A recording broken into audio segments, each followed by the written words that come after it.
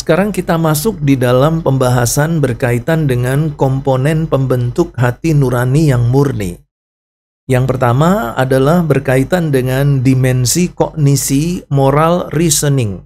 Kemampuan berpikir moral berkembang itu melalui tahapan yang seperti dijelaskan oleh Lawrence Kohlberg, yaitu yang pertama, tingkat prakonvensional berkaitan dengan hukum dan imbalan, kemudian tingkat konvensional itu berkaitan dengan harapan sosial, dan yang ketiga adalah tingkat pasca konvensional. Itu berkaitan dengan prinsip etika universal. Mari kita lihat penjelasan lebih mendalam.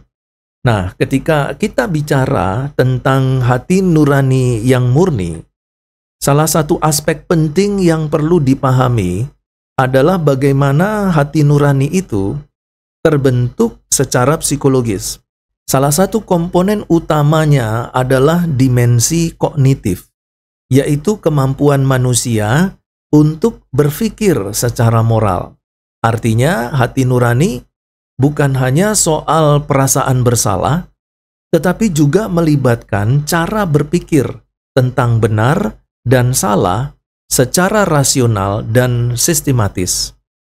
Proses ini dijelaskan secara mendalam oleh psikolog moral Lawrence Kohlberg yang mengembangkan model perkembangan moral manusia dalam 3 tahap utama: pre-konvensional, konvensional, dan pasca konvensional. Pada tingkat prakonvensional, seseorang mengambil keputusan moral itu karena takut hukuman atau berharap ada imbalan. Misalnya seorang anak kecil yang tidak mencuri bukan karena sadar bahwa tidak mencuri itu salah, tetapi karena takut dimarahi. Kemudian di tingkat konvensional, seseorang mulai mempertimbangkan apa yang diharapkan masyarakat atau kelompok sosialnya. Ia mengikuti aturan karena ingin diterima oleh lingkungan atau ingin dilihat sebagai orang baik.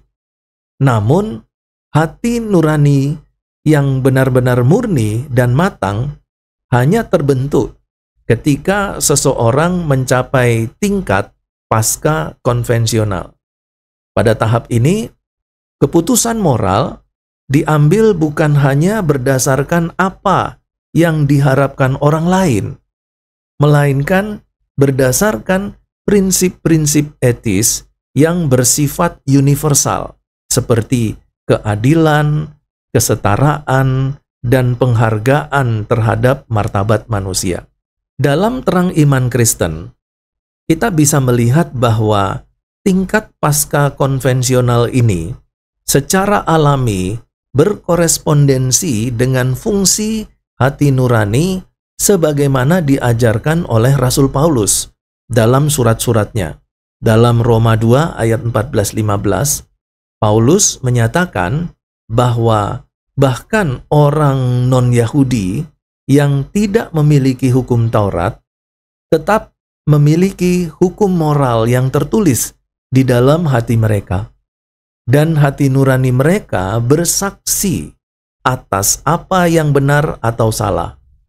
Ini menunjukkan bahwa kesadaran moral adalah bagian dari anugerah umum Allah yang memungkinkan manusia berpikir secara etis berdasarkan prinsip yang melebihi sekedar norma sosial atau kebudayaan setempat. Namun, dalam kerangka teologi Injili, kita juga harus sadar bahwa hati nurani manusia yang terpisah dari Allah tetap lemah dan tidak sempurna. Walaupun seseorang mungkin telah sampai pada tahap pasca konvensional menurut psikologi, Paulus menunjukkan bahwa hati nurani hanya dapat dipulihkan dan dimurnikan melalui karya Kristus dan pembaharuan oleh Roh Kudus. Dalam Ibrani 9 ayat 14, kita membaca bahwa darah Kristus sanggup menyucikan hati nurani kita dari perbuatan-perbuatan yang sia-sia, supaya kita dapat melayani Allah yang hidup. Ini berarti bagi orang Kristen, kemurnian hati nurani bukan hanya soal berpikir moral secara universal, tetapi juga bergantung pada transformasi batin oleh Injil Yesus Kristus. Alkitab memberikan landasan lebih dalam tentang mengapa dan untuk siapa kita melakukan kebaikan itu. Hati nurani murni yang sejati bukan sekedar hasil pendidikan moral, tetapi adalah buah dari iman yang sejati, hati yang disucikan, dan hubungan yang hidup dengan Allah melalui Tuhan Yesus Kristus. 1 Timotius 1 ayat yang kelima. Kemudian yang kedua adalah berkaitan dengan dimensi afektif, yaitu empati dan regulasi emosi. Empati yaitu kemampuan merasakan dan memahami emosi orang lain. Ini adalah fondasi bagi hati nurani yang sehat. Studi neuroscience menunjukkan bahwa neuron cermin atau mirror neurosis dan amigdala berperan dalam respons empati terhadap penderitaan orang lain. Regulasi emosi yang baik, misalnya mengelola rasa bersalah atau malu, memungkinkan individu untuk mengakui kesalahan tanpa terjebak dalam penyalahan diri secara berlebih-lebihan. Kemudian yang kedua, memperbaiki kesalahan dengan tindakan konkret, misalnya meminta maaf atau bertobat. Penjelasannya begini, saudaraku. Salah satu unsur penting dalam pembentukan hati nurani yang sehat adalah dimensi afektif, yaitu aspek yang berkaitan dengan perasaan, emosi, dan sensitivitas terhadap orang lain. Dalam hal ini, empati memainkan peranan sangat krusial. Empati adalah kemampuan seseorang untuk merasakan dan memahami apa yang dirasakan oleh orang lain. Misalnya, ketika seorang menderita, kita bukan hanya melihat penderitaannya secara objektif, tetapi ikut mengalami kesedihannya di dalam batin kita. Inilah dasar emosional dari kasih yang sejati. Studi neuroscience modern menjelaskan bahwa neuron cermin atau mirror neurosis dan bagian otak yang disebut dengan amigdala membantu manusia untuk secara otomatis dan spontan merespon perasaan orang lain, seperti rasa sakit atau kesedihan yang mereka alami. Secara alkitabiah, kemampuan untuk berempati ini sangat selaras dengan perintah kasih yang menjadi pusat dari moralitas Kristen. Paulus dalam Roma 12 ayat 15 menasehati jemaat, bersukacitalah dengan orang yang bersukacita, dan menangislah dengan orang yang menangis. Seruan ini bukan sekedar anjuran moral, tetapi ungkapan dari hati nurani yang telah dibentuk oleh kasih Kristus, yang mampu merasakan beban sesama dan menanggapinya secara emosional dan aktif. Dalam teologi Injili, empati adalah buah dari Roh Kudus yang bekerja di dalam hati orang percaya, menghasilkan kasih yang nyata dan bukan hanya abstrak. Galatia 5 ayat 22. Namun, empati saja itu tidak cukup. Hati nurani yang murni juga memerlukan kemampuan untuk mengelola emosi dengan baik, atau yang disebut dengan regulasi emosi. Ini mencakup kemampuan untuk mengakui kesalahan dengan jujur, tetapi tanpa terjerumus ke dalam rasa bersalah yang berlebihan atau penghukuman diri yang merusak.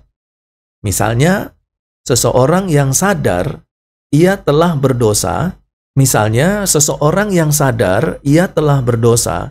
tidak boleh berhenti hanya pada rasa malu dan penyesalan, tetapi harus diarahkan pada pertobatan yang sejati dan tindakan perbaikan, seperti meminta maaf atau memperbaiki hubungan yang rusak. Dari sudut pandang teologi Alkitabiah, kita menemukan prinsip ini dalam 2 Korintus 7 ayat 10. Ketika Paulus membedakan antara duka cita yang berasal dari Allah dan duka cita duniawi. Duka cita ilahi, kata Paulus, menghasilkan pertobatan yang membawa keselamatan dan tidak akan disesali. Sedangkan duka cita duniawi menghasilkan kematian. Artinya, rasa bersalah yang dikuasai oleh kasih karunia akan membawa kita kepada pertobatan hidup, bukan kepada keputusasaan. Ini adalah bentuk regulasi emosi yang sehat menurut Injil, bukan menyangkal emosi, seperti menyerahkannya kepada Allah dan membiarkannya menuntun kita kepada pemulihan. Jadi, dalam terang psikologi dan teologi Kristen, dimensi afektif ini dari hati nurani membantu kita untuk menjadi manusia yang lebih peka, lebih lembut, dan lebih bertanggung jawab, serta emosional terhadap sesama dan terhadap Allah. Hati nurani yang murni bukan hanya mampu membedakan benar dan salah secara rasional, tetapi juga merasakan beban kasih, penderitaan, dan pertobatan dengan kedalaman hati yang dibentuk oleh kasih karunia. Yang ketiga, yaitu berkaitan dengan dimensi konatif, dalam hal ini berkaitan dengan self-determination dan integritas. Menurut teori self-determination teori, motivasi intrinsik didorong nilai pribadi lebih kuat membentuk hati nurani murni dibandingkan motivasi ekstrinsik atau dipaksa norma atau hukum. Individu dengan integritas tinggi menolak korupsi meskipun tidak ada risiko hukum dan bertindak jujur karena keyakinan, bukan sekedar takut dari hukuman. Penjelasannya begini, saudara. Selain dimensi berpikir kognitif dan perasaan afektif, hati nurani juga dibentuk oleh dimensi konatif, yaitu aspek yang berkaitan dengan kehendak, tekad, dan pilihan moral yang sadar.